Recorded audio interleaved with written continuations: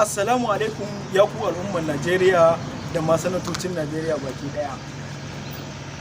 Wannan kira ne zuwa ga al'ummar Najeriya da ma sanatocin Najeriya baki daya, duba da yanayi da muke ciki da yanayin inda muka tunkara na zaben majalisar dattijai wanda zai zama shine shugaban majalisar dattijawan Najeriya.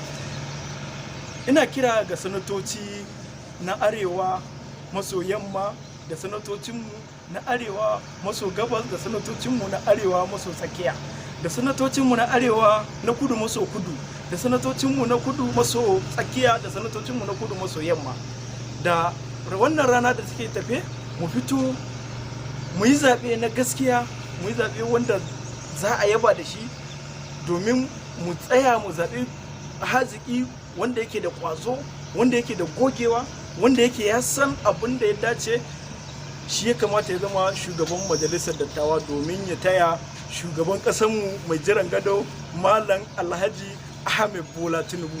Wannan ko wanda ya dace ya zama shi ne shugaban majalisar dattawa ba kowa ba ne, mai girma distinguished senator Abdul Aziz Yari.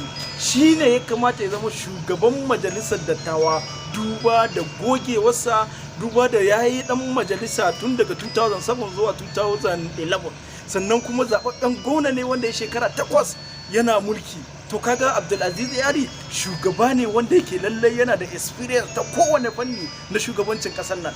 Don haka ni Tijjani Garba nake kira ga al'ummar Najeriya da sanatocin Najeriya baki daya da su yi wa Allah, su bibi girman Allah, su tsaya su zaben muna sanata Abdulaziz Yari a matsayin shugaban majalisar dattawa, saboda shi ne wanda zai taimakawa shugaban ƙasarmu na gobe Alhaji Ahmed Bola Tinubu domin a kai gaci.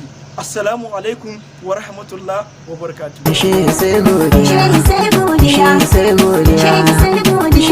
godiya, ka ga manta lamba da shi sai godiya. Mamman fara Abdullah zai zo mai gaskiya. Idan kananan talaka bai kuka shi sai dariya. Tuna Aziz Yari kai komai gare mu sai godiya.